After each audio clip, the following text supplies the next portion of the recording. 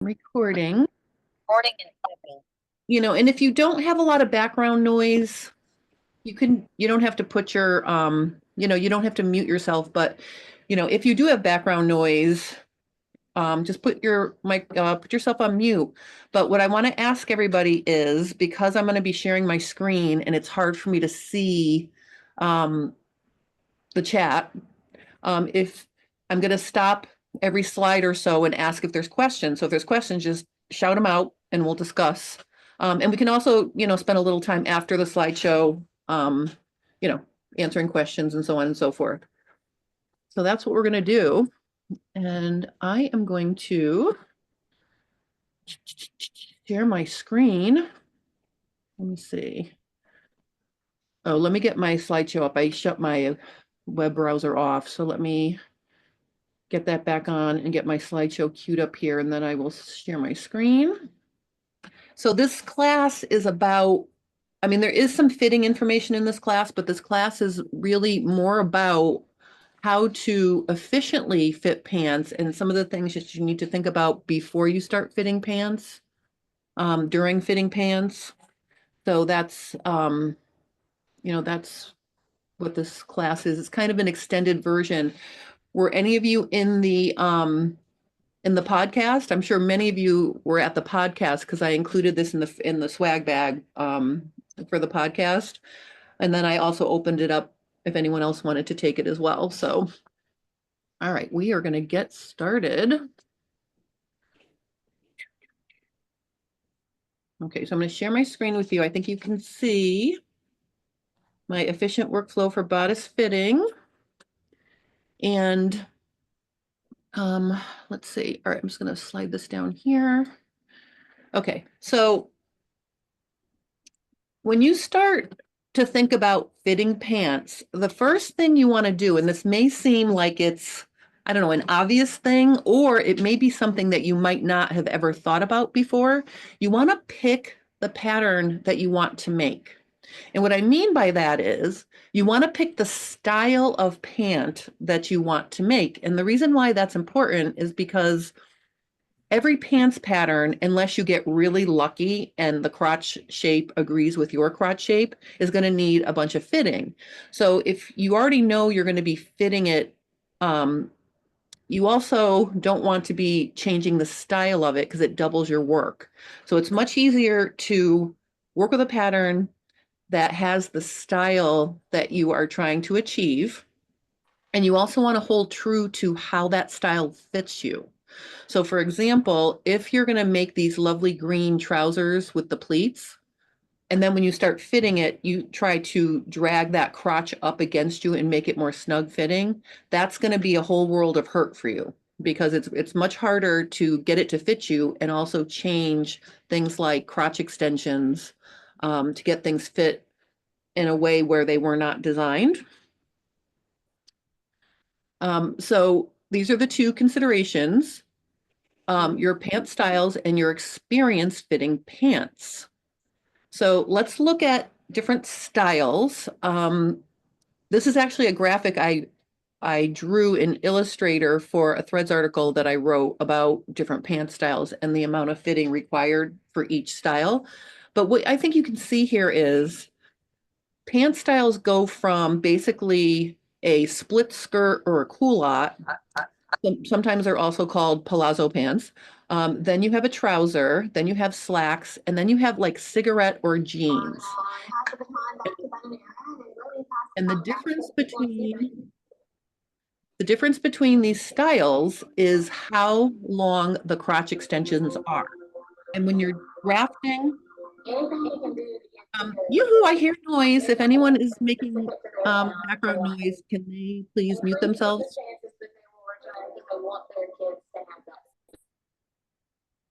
Okay, thank you.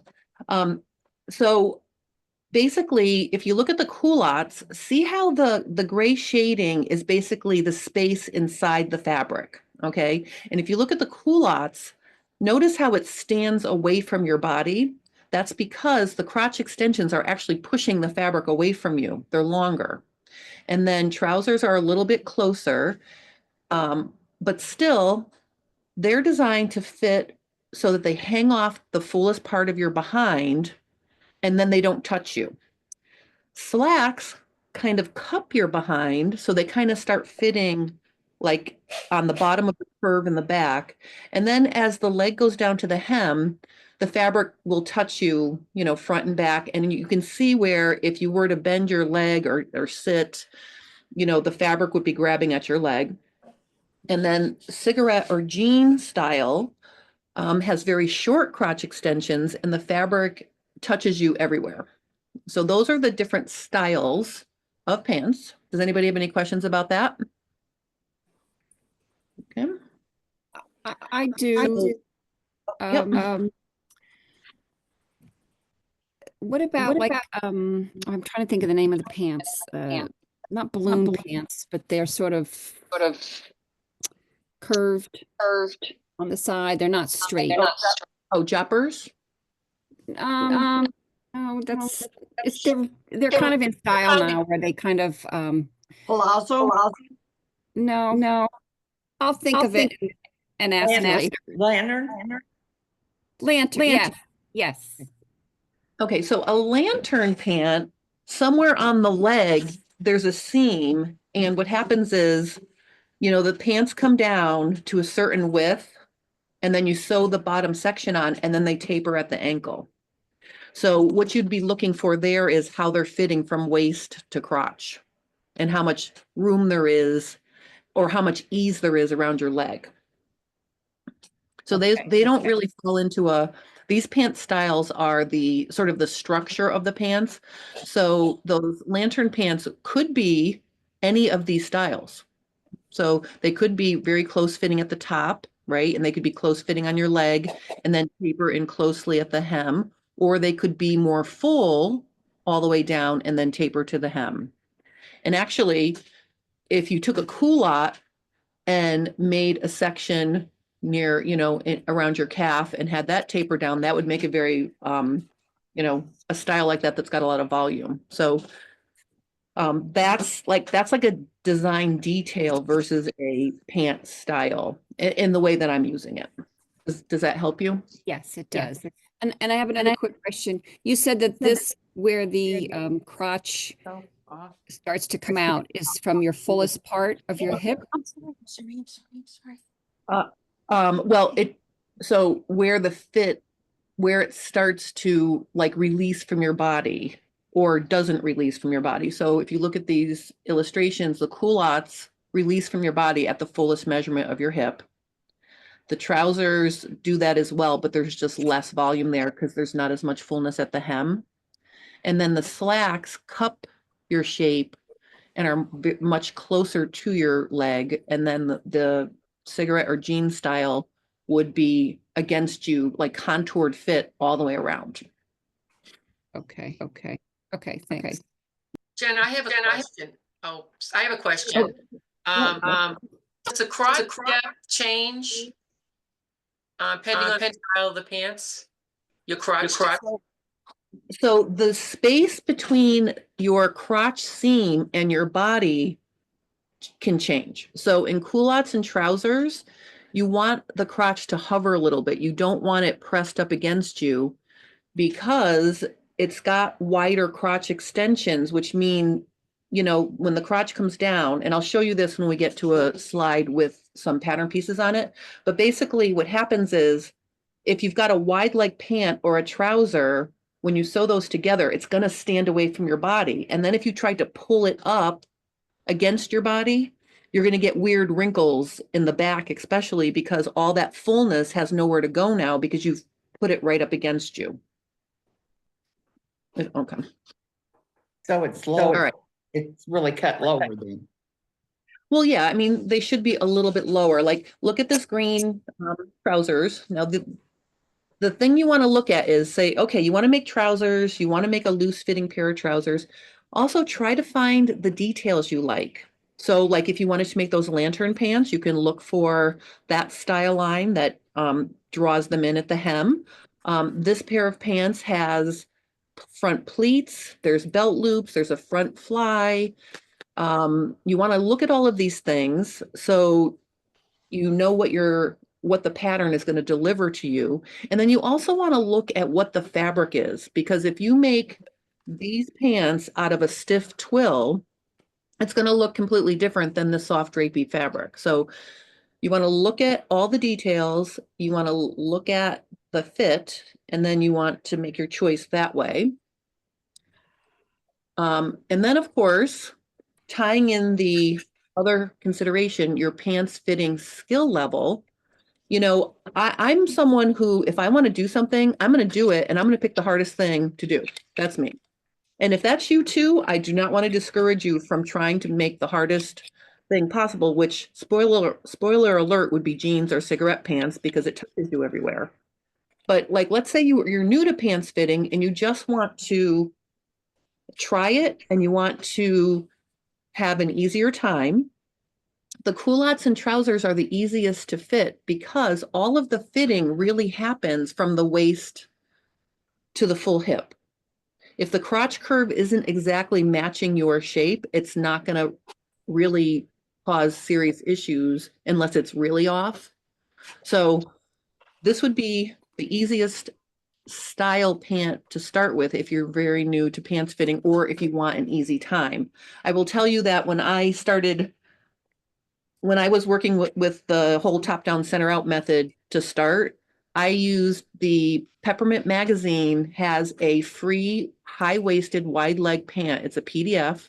So if you go to Peppermint Magazine, In the Folds designed it. I followed along and I made those pants. One little thing, one little public service announcement about that pattern though. You know, I'm reading the instructions and I'm trying to be a student.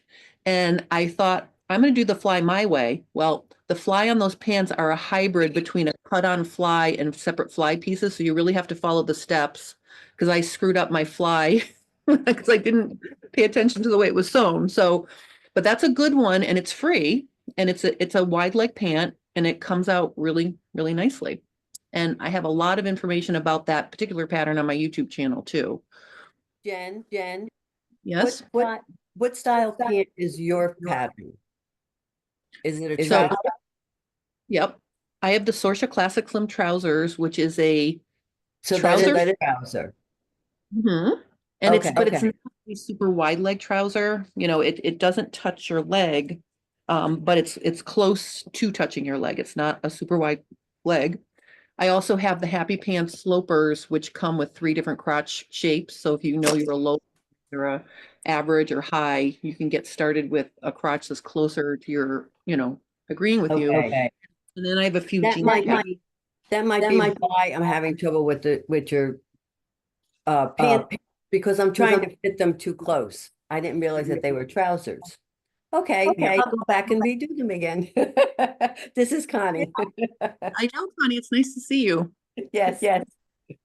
All right, so as I said, this is the fitting zone for trousers and wide leg pants. You're just worrying about the top of the pattern, and it's really not as much to do below the crotch.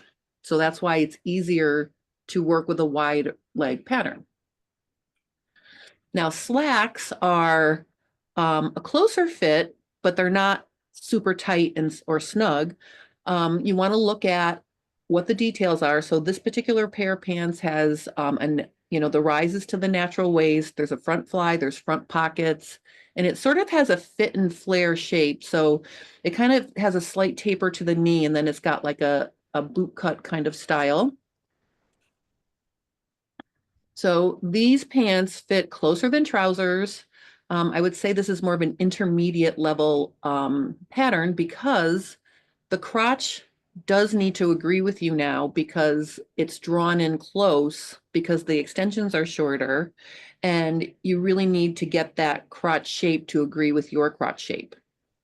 And then of course you have the added fun of the fact that the fabric is going to touch your leg. And so when you bend your knee, or if you have, certain body style, body shape issues, like if you have inward or outward rotating knees, or if you have prominent inner thighs, or if you have certain things, in your shape, you're going to have to address those where you wouldn't have to with the slacks and the palazzo pants. So the fitting zone for slacks is to the knee. Once you get past the knee, you should be golden. But what can happen is you could end up with, depending on where that back crotch curve is, you can get extra vertical length trapped between the base of the crotch and the crook of your knee. Now you do need a little extra there because when you bend and sit, that area gets longer, but if you have too much, that's something you're going to have to adjust for. So that's why you have to really kind of pay attention to what's going on below the crotch when you're working with slacks. All right, now slim fitting pants or jeans, you know, I'm looking at the style of these. You can see they're low rise because they're not sitting at our natural waist. There's a front fly, there's belt loops, there's back welt pockets. It's a close fit and a slim leg, and the crotch touches the body. So this would be our most challenging style pant because it touches everywhere, and the shape of your leg is going to be a factor. And in this situation, you may in fact need to check to see if you have enough ease at your knee and your calf, if that can be an issue for you. So as you probably guessed, the whole pattern is colored in here because you may need to adjust anything and everything on this pattern to get it to fit you right. Does anybody have any questions about any of this?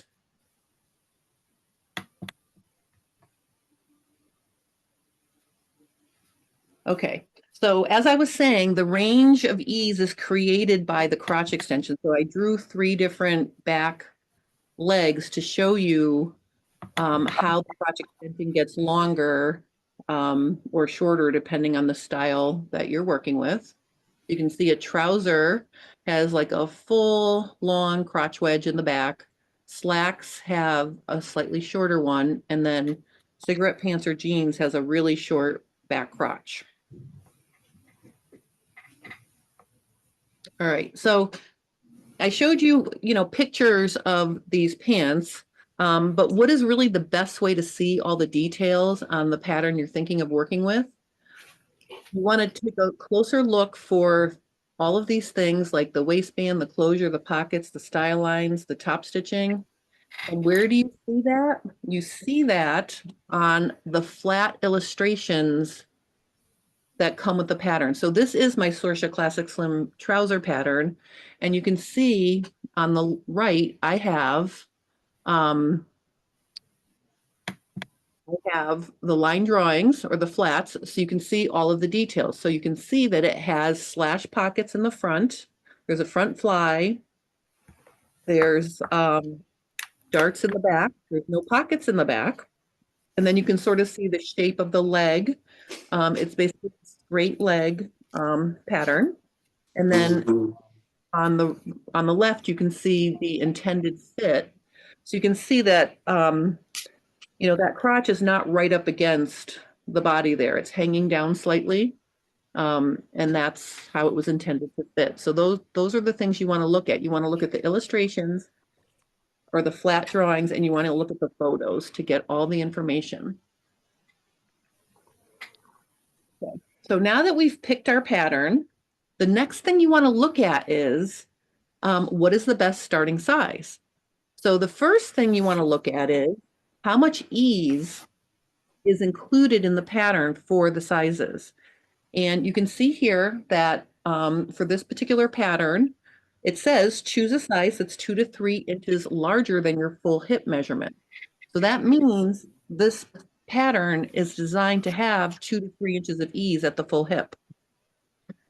So then you would go and you would look at, you know, the full hip column, and you would find the size that agrees with being 2 or 3 inches larger than your full hip. Now in this particular chart, I put waist, upper thigh, and knee measurements because on some of my jeans, I'll put that just so people don't have to measure. But the important one for picking your size is the full hip measurement. Okay, so now let's say you picked your pattern, you picked your starting size based on your full hip, and you're wondering, you know, what's next? Like, do I need to worry about what my waist measurement is? Do I need to worry about what my, you know, my leg measurements are? You're going to be thinking about those things. But before you think about those things, you want to look at things that shapes that your body has that you can adjust for before you start fitting. And I have been teaching this way for a couple years now, and it really helps if you can identify, for example, if you have a tilted waist, or if you are shaped like a rectangle versus having a smaller defined waistline, or if you have a prominent behind versus a flat behind, or prominent inner thighs, or inward rotating knees.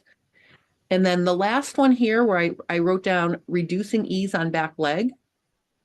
That's something that's extremely helpful if, let's say you picked the size 14 to be your starting size for your pants pattern, but your legs, if you were to measure them and compare them to the pattern, were significantly smaller. So, you know, you have the shape where you have a full hip and then you have more slender legs. The pattern doesn't know that. So if that's the case, removing excess ease on the back leg will make your life so much easier, because the hardest thing to get rid of in pants fitting is excess ease. So these are the things you want to think about before you cut out your fit muslin. And so when I talk about a tilted waist, I'm talking about your waistband is lower in the front and higher in the back. And that's because your pelvis is rotated forward and you need a shorter rise in the front and a longer rise in the back. So you can see over here on the little illustration I wrote or put up here for this, it's showing how you can spread the back and overlap the front to reduce the rise in the front and increase it in the back. Now, the reason why this is important is because the way I teach pants fitting is I add extra allowances above the waistline of the original pattern piece. And if your front rise is already 4 inches shorter than the pattern, you don't need to add any there, right? Because you're already shorter than the pattern. But in the back, you may need more, or you may need that full 4 inches, or maybe even more, depending on, you know, your shape compared to the pattern. It's really annoying to work with a muslin that has way too much fabric, you know, above the waistline. It's just hard to manage that fabric. So checking for that can be very helpful. Oh, and by the way, everything that I'm showing you in this class, I have tutorials for on my YouTube channel. Okay, so now this is a big one and it's a subtle thing.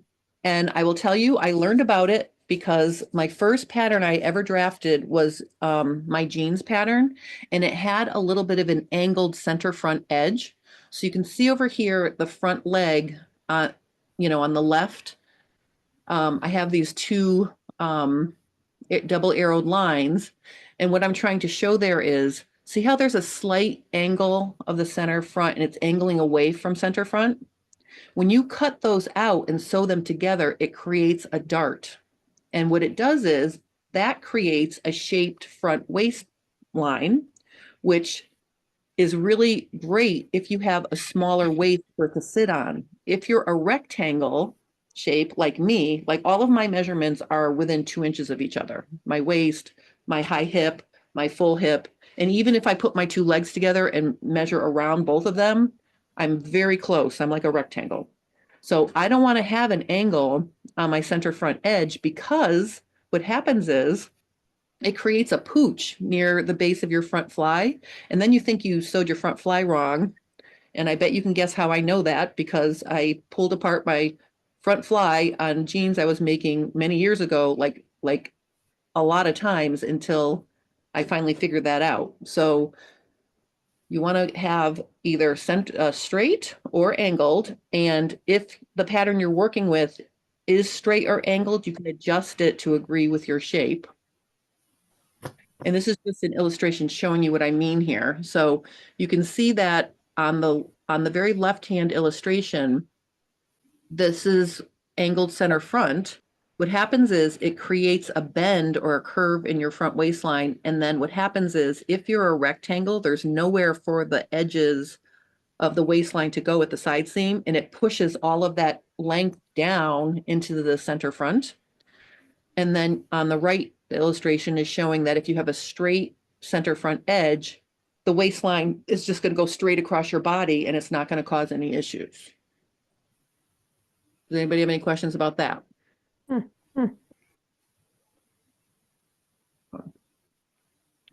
All right, now I want to talk about a prominent behind versus an average or flat behind. What I want you to look at is these two pattern pieces that I drew, the straight part of the crotch and then into the crotch extension. Think of that as a chair. You're going to sit down on that crotch shape, and that's the chair you're going to sit in. Now, if you have a prominent behind, you want to have an angled back. It's almost like when you recline the seat in your car to give yourself more room, right? You need a little bit of more of an angle because it's creating the inside space that you need to sit down in, and your behind will fill in that space. If you have an average or flat behind, you want the straight part of the back crotch to be a little bit straighter because you don't need as much room. And especially if you have a flat behind, you don't have much curve there, your center back edge could be almost straight. And I just did a YouTube tutorial last week about this exact topic. If you make your center back edge straight, okay, and then you put your fit muslin on and it feels snug along the center back seam, but everything else fits fine, like you have enough ease across your whole hip, except it's feeling tight right at center back, that means you need a little bit more of an angle. Because remember what I said about the center front, if you've got an angled center front, it's creating a dart. This creates a dart as well in the back. It creates a cup shape to fit your behind. So if the seam itself is feeling snug, it could be that you made it too straight. But here's the best part. Always guess too straight, because if you need to make it more angled, all you do is sew in deeper. So you don't need to make a new muslin. You don't need to do anything invasive to your muslin. You would just start, sew at maybe 3/4 or an inch at the waist and then taper back down to the base of the curve. And there's your angle back. If you guess the other way and you make it angled and you have too much inside room, you can't get rid of that there because there's no fabric to sew less deep. Does that make sense to everybody? Okay. All right, so this is just another example of that blue ball represents the body sitting in the pants, and you can see I did all those dashed lines, and if the more angled it is, the more room there would be inside the pants. That was just another graphic I was trying to show this fitting issue. Okay, now if you I have a quick question. If you, as an example, I have a flat butt. So if the pattern I want is angled, I need to straighten it somewhat. I would straighten it a little bit. How much do you know how much do you know how much to straighten? I would guess more than you. I mean, usually I start with a 1/2 inch, but it really depends. But again, like I said, if you make it completely straight and then you realize it's too tight, all you do is sew back a little bit, right? You can always undo straightening it. You can't undo angling it because there's air there. There's no fabric. Does that make sense? I would think it would be the opposite, because you could just angle it in more if you needed to. Well, but okay, so look at this illustration here. So see how I have all these dashed lines? Yep. So if I had cut it off on that most in the dashed line farthest away from the edge, if I chose that to be my angle, right, there'd be no fabric there to make it straighter because I'd cut it all off. Right. Okay. I see what you're saying. So, but if let's say I made it, the edge of the pattern is almost straight, right? And I need more room, I could sew on any of those dashed lines and make more inside room. Are you going out later? Yeah, 1:30. Yeah, I'll go up to Hong Kong. Good. Thank you. I'm Are- watching the Zoom class from America. Free. From America? Right.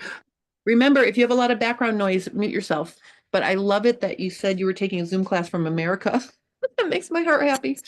Okay. All right. So prominent inner thighs. This is a situation where there's enough ease on your leg. So let's say you measure your upper thigh and then you measure the pattern. You have plenty of ease. But what can happen is it feels tight along your inseam. That's because fabric right under your full hip can get trapped along the side seam. So like if you have your pants on and you reach down just below your full hip and you grab at the fabric hanging out on the side seam under your full hip, if you've got lots and lots of fabric there and it's feeling snug in the inseam, you can shift the fabric towards the inseam a little bit. And the way you would do that is you would cut the pattern at the knee and slide them in towards the center or towards the crotch. And then what you do is you fill in the inseam and you trim off the side seam. So what that's doing is it's customizing the shape of the leg to agree with someone who has either prominent inner thighs or even prominent knees. Sometimes people have, they need more room on the inside of their knee in their pants. So this will get things going in the right direction for you without adding any extra ease because you're trimming it off on the side seam. You're just, and you're adding it on the inseam. Okay. Does someone have a question? I thought that's what you did with me. I'm echoing, I think. My back pain pattern. Yep. I think it's for me. Yep. Much of the time, people only need to make this adjustment on their back leg. The reason being, notice how short the front crotch curve is here. So you can only fill it in so much, right? Because you can't have the knee extend past the crotch point going in that direction. Filling in the back leg a lot of times is what most people need.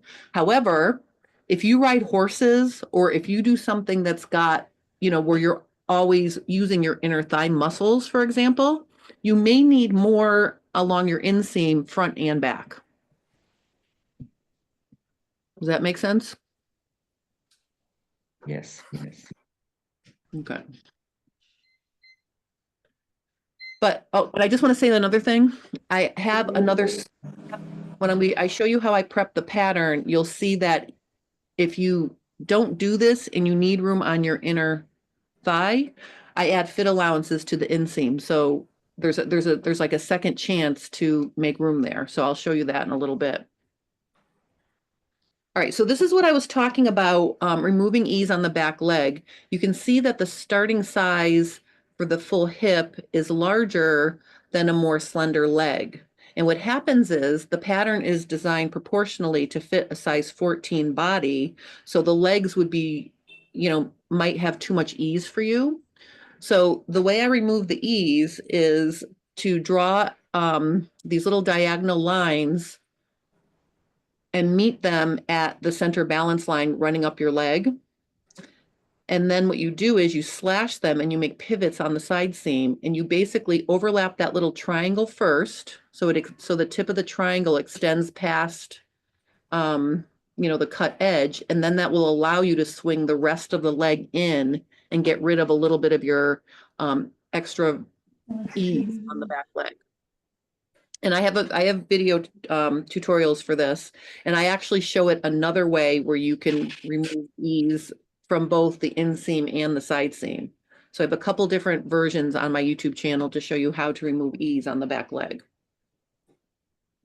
And then by the way, if you have really slender legs, you might want to remove some ease on the front leg too, and you can. So that's another thing that you can do if you need that. Can All I right. ask a question? Can I ask a question? Of course. Oh, okay. I have a very flat and also a very low rear. Mhm. So would I make plus the extra ease on the back leg? So I would make all three of those adjustments before I make cut out the muslin. Yeah, I And would I- straighten your. Yep. So I've watched your videos, and so I've watched the one where you kind of lower the back crotch point. Mhm. You cut it down, I don't, maybe half an inch or something, right? Mhm. And then also do, I know there's a weird echo. Also, do the the tilting of the back crotch seam. And then gonna- also, or the center back seam, I'm sorry. And then also do the back leg ease adjustment. You're going to straighten your center back, not tilt Yeah. it. Straighten the center back. So do all three of those Mhm.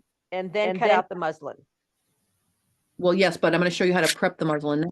Oh, But let me yeah. Okay. Watch tomorrow's Fit Tip Tuesday, because I'm so excited about the way that Sasha showed how to change the angle of the base of the crotch. You don't have to redraw it. You don't have to scoop. It's very cool. So, For the check- low rear. well, this video is for the posterior tilted waist, but in the video I say I would use it for a low butt as well. Excellent. Because a posterior tilted waist actually pushes your butt down. So really it makes it low. So Okay. tomorrow, I think that will really help you and make it easier for you to make the shapes. Excellent. Okay. I will tune in. Thank you. You're welcome. All right, so now we're going to prep the pattern. So we're going to assume that we did any of these body specific adjustments that I showed you. And here's the thing.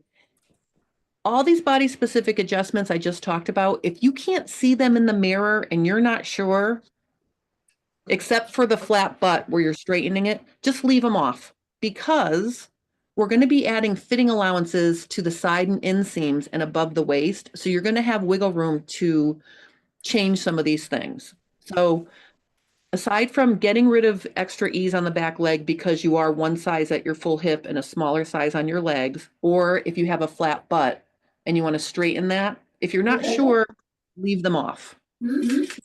Because sometimes I will get overexcited about body specific adjustments and then I have to walk some back. So, use them judiciously, just try to just do the ones that you can see. So you've traced your pattern, you've made your body specific adjustments. Now we're going to add to our side seam. And, if you're a smaller size range, 0 to 8, you probably only need an extra 1.5 inches. And then if you've got larger sizes, size 10 and above, 2 inches is usually enough. But let's say you're looking at the pattern size chart and you picked your full hip measurement, but your waist is bigger, significantly bigger than the pattern waist, then you can tailor what you're going to add to your side seam to make sure you have enough room. But remember, if you add 2 inches to your side seam, that's 8 extra inches you have to play with, right? So you're going to have plenty of room. And you'll notice here, I also straighten the side seams because you're going to decide what that shape is when you do your fitting. So you're adding your fitting allowance to your side seam. You're going to add fitting allowance to the pattern above the original waist. And if there's any front pocket detail in there, you're not going to include it because you don't want air conditioning in your muslin. So just make sure you just continue the waist straight across to the sides and then add your extra allowances. Now remember, if you have a tilted waist and you're significantly shorter than the original pattern, you may not need to add as much in the front as you do in the back. And I think I see, okay, I'm showing that here. So for example, a tilted waist, let's say we only need to add a little bit in the front and we need the full amount in the back. If that's the case, just make sure whatever you're adding at the side seam matches. So like, let's say we added 1 inch in the center front, and then we added 2 inches on the side seam on the front. You have to add 2 inches to the side seam on the back, so the side seams stay the same length, and then you can add your 4 inches or whatever it is at the center back. Last thing you're gonna add is you're gonna add a fitting allowance to your inseam. Now, the reason why I added fitting allowance to the inseam is because it eliminates the need to pick different sizes. Like, let's say, you know, you want to pick a smaller size or a bigger size because of the size of your legs. You don't need to do that now, because if you add an inch to your inseams, that's going to encompass like 3 sizes, you know, in a graded pattern. So we're adding 1 inch to our inseam. And notice here, I went straight across. I went horizontal from the tip of the original crotch extension, just straight out.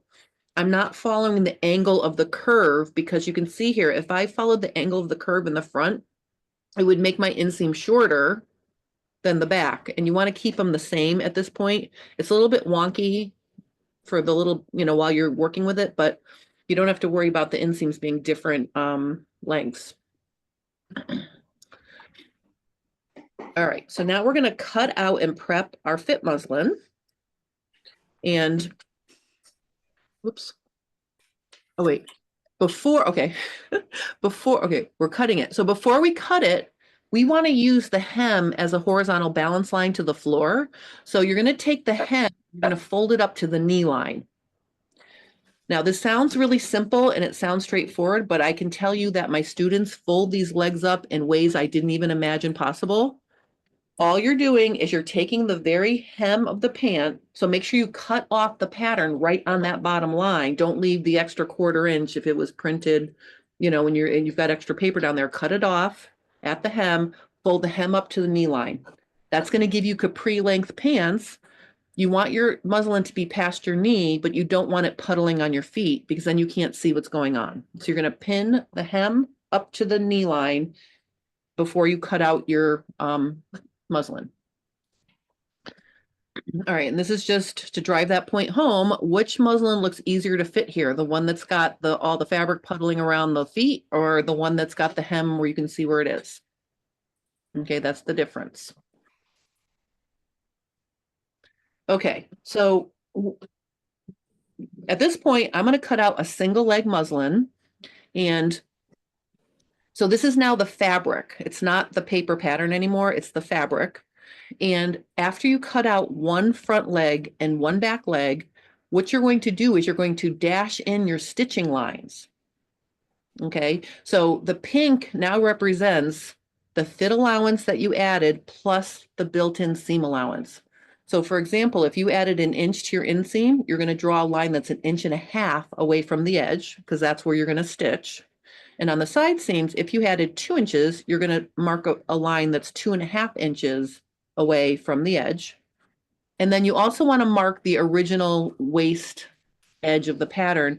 And that's really there to give you a reference. So you can see, wow, I needed to let down the rise so many inches. Like, it's just interesting to see what you end up with compared to what the original pattern was. Okay, now we're going to, oh, and by the way, we can get away with adding that extra fit allowance because we're going to start with a single leg. You cannot have a whole inch seam allowance if you're making a full muslin, because it will glob up at the front crotch curve and it's very hard to tell if it fits. So we're going to be dealing with the, you know, the extra allowance that we add on the inseam while we're in the single leg stage. Once we make all the adjustments we need in the single leg stage, we're going to trim that back down to 1/2 inch. Okay, we're going to sew our fit muslin. So the way you sew it is you sew the darts, and everything is face out, right?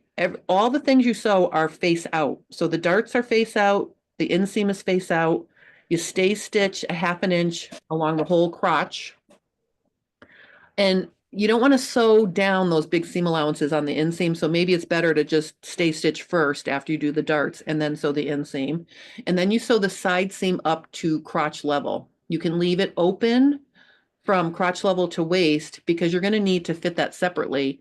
And when I teach pants fitting classes in person, a lot of times I rip out the entire side seam and, refit it, because a lot of times you may need more in the front and less in the back, or vice versa, when you're doing your pants fitting.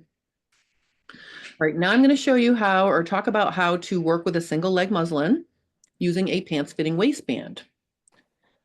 So this is an example of a pants fitting waistband. I added Velcro because I have G-cup bust and I literally cannot see my center front at my waist over my bust. And when you're looking in the mirror, that is a mirror image, and it's very hard to, get that on there right when you're looking in a mirror and it's backwards. So I added Velcro, and I added a Velcro closure so I don't have to safety pin my waistband together. The Velcro goes across the entire bottom of the waistband, and then you put 2 short strips at center back. The middle is your center back, and then you have Velcro on the left and right side of it, so you can work with a single leg muslin on either side. And then I make a closure that's about 3 inches of overlap, so I can let it out or take it in depending on where I'm putting my waistband on my midriff, my middle area, or if I feel puffy on a certain day and I need to let it out, I have 3 inches that I can, let it out. So that's what my non-stretch pants fitting waistband looks like. And you can see here, you put it on, and this is really a game changer. If you haven't worked with a separate pants fitting waistband, this is super helpful, because the first thing you're going to do when you start fitting your pants is you're going to put that waistband on, and you're going to fit it onto you where you want the waistband of the pants you're working on to sit. So what you're doing is you're creating an anchor to drape the fabric of the muslin onto a fixed goal. Does that make sense? Because if you have your waistband sewn to your pants, you're dragging the whole thing up and down. It's very hard to get that to stay put. So the first thing is you want to fit your waistband on so that the center back is at center back, the center front is lined up, and it kind of looks like it's fitting, and it doesn't go wishy-washy up and down and wiggle around on you. The other thing I want to say about the pants fitting waistband, that controls how snug the pants are going to fit you. Okay. You fit the waistband as loosely or as snugly as you want your pants waistband to fit you. When you start to put the muslin, work with the muslin on top of it, there should be no ease along the fabric and the waistband. Okay. Because the waistband is creating the ease, not the waistline of the muslin. Okay, so Would you say that last part again? you have a question? Could you just the last part again? Oh, about the ease in the waistband. So when you fit this waistband onto your body, you want to make it the snugness or the fit that you want your final pants to have. When we start fitting with the muslin, using the waistband, you're going to fit the waistline 1-to-1 with no ease on the waistband, because the ease is created by the waistband itself. Oh, okay. Hey, Jen, I have a question. Mm-hmm. How are you making that waistband? What are you making that out of? You said about the Velcro. Yep. I have a complete tutorial on my YouTube channel that shows how to make it. If I'm making a straight waistband, I use band roll for my interfacing, and I use just heavyweight muslin and Velcro. If I'm making a contoured waistband, I use fusible interfacing.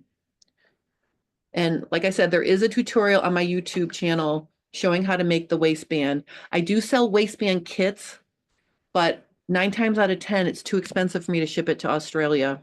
So if anyone's watching and you're not in America, it's hard for me to ship it sometimes. If the total order is more than it costs for me to ship it, I've sent out things to people and I've made $2, because I figure, well, why would I not send it to them and refund all their money, right? If I'm not losing money, I'm very happy to send it to you. But if the shipping is more than the total order, then that doesn't make sense for me to ship it. But you can probably find all the things and follow the tutorial that's free on my YouTube channel to make the waistbands. Thanks, Jen. Last question. Are you going to have a reference list of the link of all these tutorials? What I'm going to do for you ladies and gentlemen, if there's any gentlemen, when I email you the link for the replay, I will send you the PDF that has much of the pants things in order with QR codes so you can get to them easily. It just hasn't been updated. So it's like the thing I did this week and last week are not on there, but everything in this slideshow will be on there. So I'll send you that PDF as well. Jen, Yes. when do you use the contour waistband? That's a great question. So you only need one. And if you always wear your pants at your smallest measurement, either one will work. And you want to pick the one that feels more comfortable to you. But if you want to make low-rise pants, high-rise pants, you know, if you want to move the position of that waistband, the contoured waistband is better because it will sit in various locations, whereas the straight waistband likes to settle into your smallest part. Okay, thanks. You're welcome. Also, in my tutorial, I say make it however wide. It may be too wide for you. So you want to make the waistband the width, your fitting waistband, make it the width that's comfortable for you to wear on your body. Because let me just back up here. See this Velcro?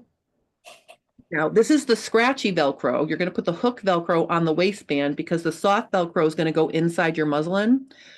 But the reason why I'm pointing out this Velcro, the Velcro represents the 1/2 inch seam allowance for the waistband. Does that make sense? And you're going to use that to help mark where your final position is later. So that's another benefit of having the Velcro because you can feel the ridge, you know, underneath the pants fabric because the pants fabric is going to be on top of it. So then you use that measurement to cut your waistband? What measurement? The muslin waistband that we made, is that going to be the size of the waistband when you make it for the pants? The width?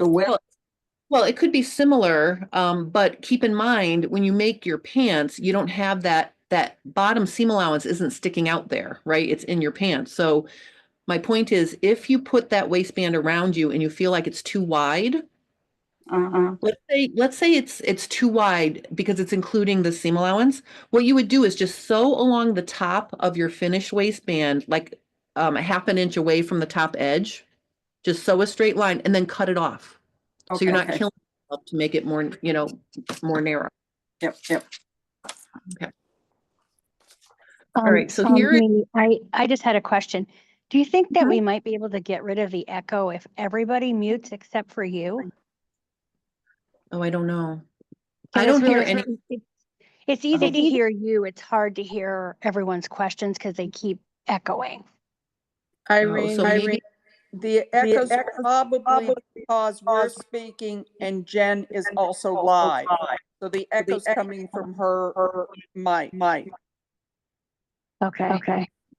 I was just thinking it might help. All right. Thanks. I wish I could make it nicer. That's okay. Okay. Well, I was going to come on for FabFit Friday last Friday, and my computer got the blue screen of death, so at least that didn't happen. So I double tested myself early before I came on to make sure everything was working. All right, so the soft Velcro is going inside your muslin, and you want to put it in the seam allowance of center, front, and back, where the green strips are, and then in the middle of the front leg and the middle of the back leg. And notice I have it extending past. That dashed line is the original waistline, and then what's above it is the extra fit allowance. You want it to extend, you know, to the top of the extra and then down below because we don't know vertically where those pants are going to fit yet. And it's the soft side of the Velcro because you don't want it scratching your skin. It's going to be inside. So you want to think of the Velcro as your third and fourth hands, sticky pins. It's really great for solo pants fitting because when you get your single leg muslin on, you can stick the Velcro you put at center back seam allowance to that little vertical strip of Velcro on the waistband, and then you're not struggling to pin things to hold them in place. So, you know, why use a separate pants fitting waistband? This is a perfect example. You can see here, this is a student or well, someone who follows me sent me this picture and they asked me what was wrong with their pants. There's a bunch of things wrong, but the first thing I noticed is it's pulling from the waist, and you can see it's even pulling the waist down on the top edge because the rise is not long enough. So this is just an illustration to show you that having the waistband attached to your muslin limits you because it's much harder to adjust your rise to make it longer if you need to. You don't have any real estate to do that. So having a separate waistband is really going to make it easier for you to lengthen and shorten your rise. Okay, and so just circling around back to the single leg muslin, working with a single leg muslin allows you to have that extra seam allowance on your inseam, because if you think about it, the crotch can be adjusted from the waist and from the tip of the, you know, at the crotch wedge. And if you don't have any extra seam allowance at the, you know, on the inseam, you can't let that out if you need to. Sometimes you need more depth front to back. So here you have the room to let it out versus if you didn't do that, you would be sort of landlocked there. Plus, you can get a lot of fitting done with a single leg muslin. So it does save you fabric, and it will save you from making multiple, you know, it'll cut back the number of muslins you actually have to make because you can really do a lot with a single leg muslin. All right, so here is how the muslin is going to look on your body. You're going to put it on, and you're going to, you can see here, I've got the Velcro is stuck on, and can anyone see the boo-boo? There is a boo-boo on my illustration, and this is the first time I'm noticing it. I'm going to go ahead and tell you what the boo-boo is. On the back view, see how we're working with the side the muslin's on? You want to stick the Velcro, the soft Velcro that's inside your muslin, on the opposite side of center back. So see how I stuck it on the same side as I'm working? Can you see that? Nod your head yes if you see it. Mary doesn't see it. Okay, see? Okay, see right here? See how we have two pieces of Velcro at center back, right? If I'm working over here on the left side, I want to stick the Velcro on my seam allowance on my muslin on the opposite side so that the stitching line or the stay stitching on my muslin is at center back.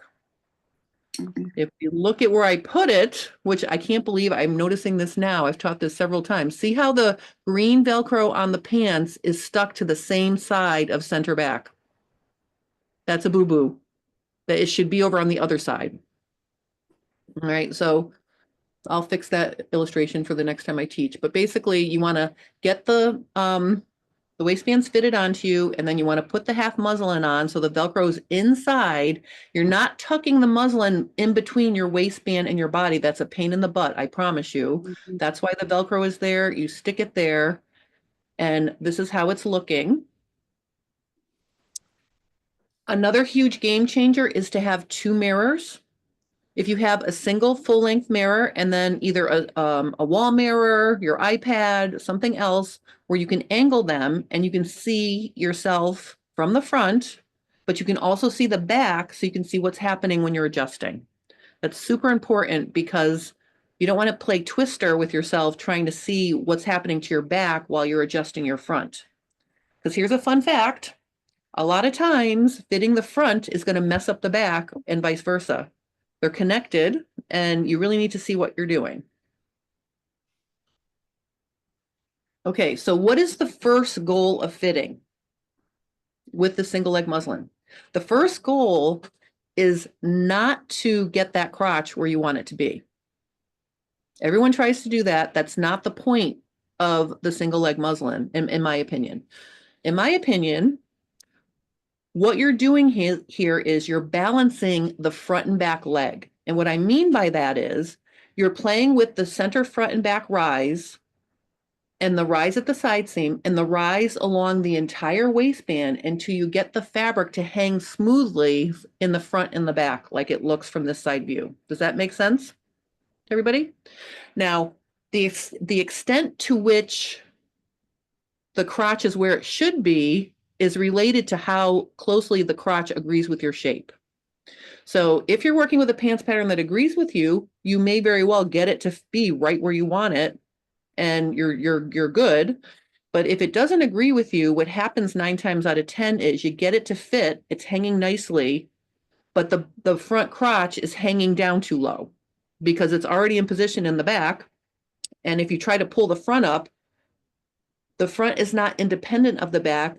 You're pulling the whole inseam and all the fabric on the back legs through your legs, and you're creating wrinkles on your back leg. So you want to make sure the hem is parallel to the floor and that your fabric is hanging nice and smoothly like this. Okay, so after you get it to balance, the next thing is you do want to try to adjust the front and back rise to get, the crotch curve to sit as closely to you as you can. And it is amazing to me. I will work with a muslin on myself. Okay. When I make progress, what you want to do is you want to add a few pins into your waistband through the fabric to help hold it. And then take your fitting waistband off like pants. Don't take the muslin off the waistband. Take the waistband off like it's already pants. That way you're not losing your work. I will typically, across a few days, put that muslin back on and make more fine-tune adjustments, because there is a lot of fitting that you can do along that waistband, but it takes practice. And I really wish I could tap everybody on the head and say, boop, you have it. You have to spend quality time in front of the mirror playing with balancing the leg and then getting it to, sit right on your body and getting that crotch as close as you can without messing up the drape of the leg. The minute the drape of the leg starts to get messed up, that's the sign that the crotch shape is not agreeing with you and you're going to have to change the crotch shape. Okay, the third goal is to adjust the ease. So you want to make sure, as you're fitting along, that you don't have any ease trapped.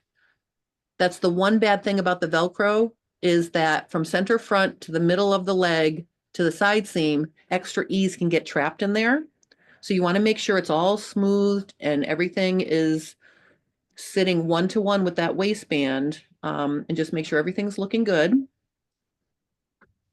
And then you want to pin that side seam so it's really flush up against the waistband so you're not adding ease. I will tell you, the first few times I made pants using this method, my waistline was way too big. I had to take them in. So really pay attention to that fabric being flush against the waistband.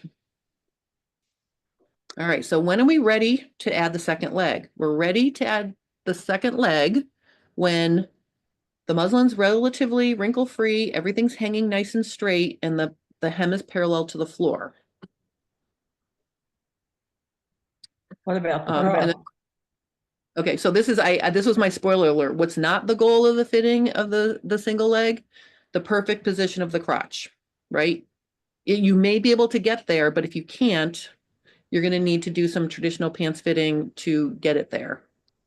I just wanted to drive that point home because everyone wants their crotch to be in the right spot. That's what everyone goes for. And you have to be patient because you might not be able to get it there until you make some adjustments to the shape of the crotch.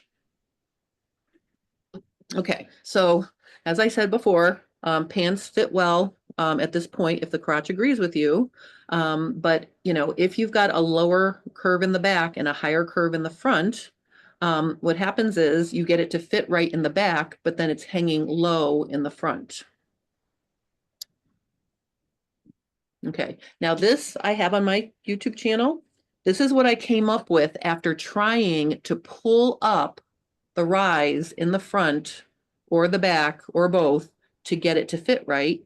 You can cut out the base of your crotch and lift it up. And then if you only need to lift up the front, you can actually angle that back piece so that the crotch extension is reaching up to the front, but that back corner where that black dot is actually touching there. So you're not really changing the back of the crotch curve.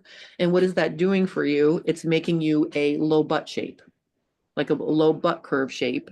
Because if you raise the front and you leave the back alone, that's giving you the deeper curve that you need in the back, and it's allowing the front to raise. Okay. All right. So this is just me showing you that the crotch shape does matter, because this is my happy pants. And I have 3 different crotch shapes. So the brown pants are a high crotch, are a high curve, meaning the fullest part of your behind is up high above the middle between your crotch and your waist. The red pants is an average shape where the fullest part of your behind is sort of centered between your waist and your crotch level. And then the gray pants is when you have a lower curve where the fullest part of your behind is lower. And that's me in all 3 pictures. So I just wanted to show you, I put the same size muslin on, and those are the 3 fits I got. So the only difference in those 3 pants muslins is the shape of the crotch. And I'm an average curve. My fullest part of my behind is sort of in the center between my waist and my crotch level vertically. So you can see that's the closest fit. Okay, so what you're going to do when you're ready to move to your 2-leg muslin is you're going to mark the top of the Velcro through the fabric. And because you have Velcroed it on, and because you have added some extra pins, you can take the waistband off, lay it in front of you on your work table, and carefully do that without trying to mark it on your body. Don't try to mark the position of the Velcro while you're wearing it. It's hard. Like, take it off, put it in front of you, mark your, mark the position of the Velcro. And then you want to leave a little bit. So at this point, you can take the Velcro off the pants, because you don't need Velcro inside your pants when you work with 2 legs, because now it'll be sewn to something. So, you might want to trim down what's above the waistline so you don't have a ton of extra fabric, but I always leave at least an inch extra, even on my finished patterns, because every fabric fits differently. So I will, at this point, I probably would leave between 1.5 inches, maybe 2 inches above the waistline, just to be safe. And then I cut the rest off. So the other thing I want to point out here is, what is this? Add allowances to your final stitching line. Oh, okay. So this is what I was talking about in that, in this picture. So this is all the verbiage of what I just said. So after you mark the final stitching line, you want to add 1 inch to 1.5 inches and cut off the rest. Okay, so, and on the inseam, you want to leave 1/2 inch to 5/8 and take off the rest. Now, here is something super important. The minute you know you're making a change to your muslin, immediately transfer that to your paper pattern.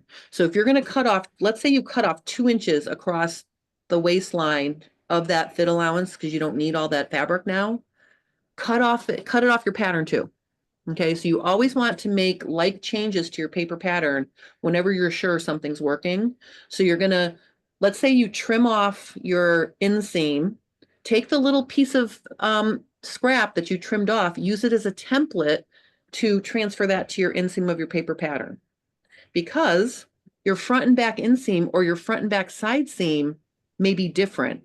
So put the, use the front scrap to adjust your front and your back to adjust your back. Okay, so here we are with the 2-leg muslin. Notice I don't have any Velcro on the muslin. You're gonna, transfer anything that you did to your muslin, transfer it to your pattern, and then cut out your second leg. So if you made adjustments to the first leg, you'll have a sloppy copy, and then you'll have a neat copy to see if it worked. Okay, so you're gonna put the muslin right back on to your waistband, and you're gonna line it up with the stitching line, the little line that you marked on the muslin. Make sure you put that right at the top of the Velcro again, so you're putting it exactly around your body where you had it when you had the single leg. Okay, and then to fine tune the fit of your single leg muslin, The best view to look at, in my opinion, is the side view. The side view shows you all sorts of things that you can't see from the front and back. And as a matter of fact, a lot of times, if you're just looking at your back view and the wrinkles on your back leg, you may think that, oh, I have wrinkles on my back leg. It's my back that's the problem.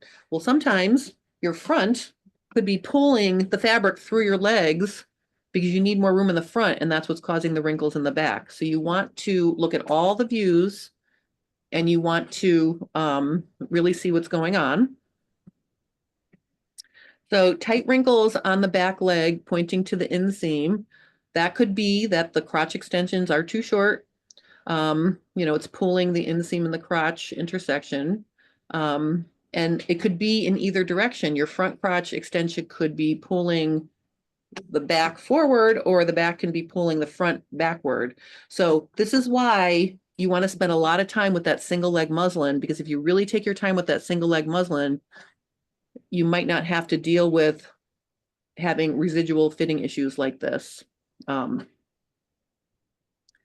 Okay, so this can happen as well. Sometimes you end up pulling your side seams up too high and you get smiles because you pull your side seams up too high and they then pull at the, the inseam and they create little smiles. So always check to make sure you're putting your muslin back on your waistband properly.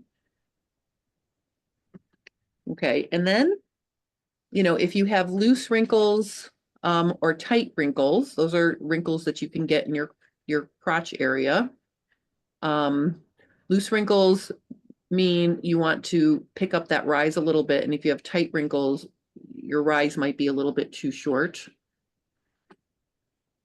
Okay, and then these are some more, we're almost done. I'm going past the hour, but I can't help it. I love to talk about pants. So let's just see some other things here. This is something that had happened to me when I was taking in my leg. If you look at your pattern, and let's say you really extend that back crotch extension out, see how it almost makes like an angle at the knee, like it goes from an angled inseam to straight. That can create a hinge, which can then create that could make your hem fly out towards fly inward because you've created a hinge. If you think that's what's happening, like you have the sailor pants look, you can fill in a little bit of the of your inseam to make it less angled. And then I talked about this already. This is really important. Make sure your center front is agreeing with your shape. Angled if you've got a defined waist and straight if you don't. Okay, here's another thing. Darts do more than fit the waist. Okay, your waist darts also direct fabric down your leg. So like, let's say you've tried everything and your back leg just looks wonky. Try taking out those waist darts and moving them. And I also want to say at this point, if you have a flat behind and your pattern you're working with has 2 darts on each back leg, only so 1. You don't need 2 darts for a flat behind because it's going to create more fullness between the tip of the dart and the crotch level. Does that make sense? So just know that waist darts are suggestions and you may need to lengthen them, shorten them, or move them closer to the center back or closer to the side seam to get them to direct the fabric down your body in a way that's flattering. Okay, this is another big one, and I have 2 really good tutorials on my YouTube channel about this. When you're working on fitting your pattern, you may notice after you reestablish your grain line that it's either right at your center back or it's actually in your center back's edge versus being on the waistline. It's okay for this to happen if you have a very curvy shape. So let's say you have curvy hips or you have a really prominent behind. Those types of shapes, it's okay for the center balance line to be closer to center back. But if you are more of a rectangle shape, it's going to cause the back leg to be wonky. So if you've tried everything and nothing's working, you can try shifting the center balance line away from center back. And an easy way to do that would be to fill in the angle of the center back a little bit and trim it off the side seam. So it, you know, it will help things hang better and agree with your shape. Because remember what I said in this picture, if you've got a prominent behind, you want a very angled center back seam, right? If you've got a lot of curves, you want that angle. If you're more straight, you don't want that much angle anyway. So fill it in a little bit, and that will help that leg, you know, balance the grain line of the leg and have it not be swinging out or being wrinkly on your back leg. Can I ask a question? Yes. Could you go back to the prior slide? Yes. So if you're angling that back, don't you have to add more on the other side of the pattern, or you've made the waist that much shorter? Well, if you're angling it, remember in your fitting process, you have 2 inches of extra. See, you have extra to let it out. Okay. Thank you. You're welcome. All right, so that would be my last slide. And I just put this little information here that I have a few spaces left in my in-person Nashville area in August. And I also do private Zoom fitting. I have a 1-hour Zoom fit lab, and I have 5 sessions of private Zoom fitting to fit a pattern. And I'll also have more things coming down the pike. If you guys are not on my mailing list, I highly recommend that. All right, so I'm going to shut this. All right, so I've done sharing. So did you have fun? Yes. I hope you had fun, because I was having fun. Jen, to shorten, I'm only 5 feet tall. When do you take that off? Well, remember, you don't want fabric puddling around your feet. So, you know, if you want to do a quick, let me just spotlight me for 1 second here. I'm going to spotlight me. I'm frightening, but that's all right. Let me just show you a couple things. So remember what I was saying about, you know, if you've got a tilted waist and how your rise compares to, you know, the pattern, you can literally take a ruler or a tape measure and just put the ruler like this and just measure down to your curve, like here, right? Just take that measurement and then lay this on your pattern to compare, right? You don't need to take a serious crotch measurement, but you can take a quick measurement and compare it to your pattern to see if you need, you know, how much allowance you need above that waist. Because if you're already 4 inches shorter than the front rise and you add 4 inches, you're going to have fabric up to your bust, and that's going to be annoying, and you've wasted fabric and you're going to have to cut some off. So you can take quick measurements. The other thing is, if you want to, you know, if you're shorter and you want to check your, well, I could have showed you right on here, actually. Just measure a pair of pants that fit you, measure from the top of the inseam down to the hem, and then compare that to your paper pattern. And if the pattern is much longer than you, you can get rid of some of that fabric before you cut out your first muslin. Because again, you don't want to be wasting fabric. So if you know you're shorter, you can adjust for that before you start. That would be a body specific thing. You know, you can shorten the leg so you're not wasting fabric. Okay. Thank you. You're welcome. Jen, do you have a YouTube for elastic waist pants? I did a top down center out with a pull on pants. So I showed how to deal with that. What I did was I actually gathered the waist a little bit to give me the amount of fullness I wanted around my waist. And then I used my non-stretch waistband to, yeah. Okay, thank you. I mean, if they're negative ease, you're not going to get that to stay center, front, and back, because it's like leggings. That's harder to do. But also, you know, if you're working with something negative ease and you take some measurements, you can usually get those to fit. Those are more of an instant gratification kind of thing. So I don't, I wouldn't try doing a single leg muslin with a negative ease. You know, the ones I want to do are not negative. So. Yeah. Thank you. How do you mailing list? Okay, so on my website, at the bottom of my homepage, there is a contact form to sign up for my newsletter. You can also go to my Instagram. I have it in my link tree, in my link in bio, to sign up for my newsletter. If you haven't signed up for my newsletter, when you sign up, you get a free set of mini pattern pieces like the ones I use in my tutorial. So if you want to follow along with me, you can practice with those. Sometimes it's better to start with smaller pieces when you're practicing an adjustment so you're not wasting big paper, or you're not messing up your full-size pattern until you tried it. Anybody else have any questions? I have one question. If you're using elastic waist pants, you want to pull on, you don't want excess fabric. Can you do the same fitting this way? Yep. So if you want to make pull-on pants and you don't want a lot of fullness around your waist, you can sew darts into the back. You just want to make sure you can pull it up over your full hip. As long as it goes up over your full hip, you can make that opening as small as you can.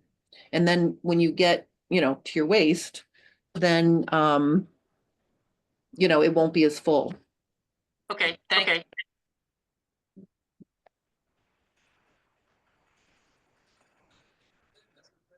You're the best. I'm the best. You're the best. This is Yes, thank you so much. Thank you. I don't know. This is my passion is pants fitting. So,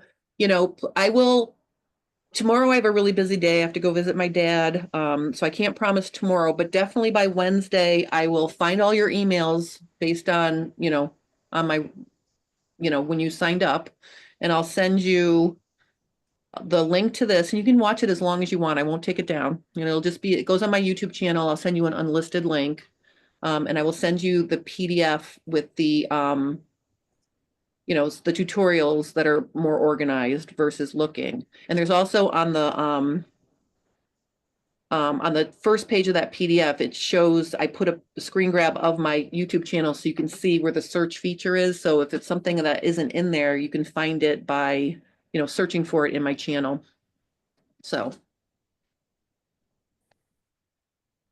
Cool. Anybody else? I want to thank all of you for joining me because, if you guys didn't come, I wouldn't have a class to teach. So it really made so glad. Good. Ellen, love you guys. So thank you guys so much. And if you're from Australia, I just feel so, I don't know, blessed that, we can get together like from so far away. So it's fun. So thank you all for joining. All right, I'm signing off. Bye-bye. Any more questions? All right, bye-bye. Bye-bye. Bye.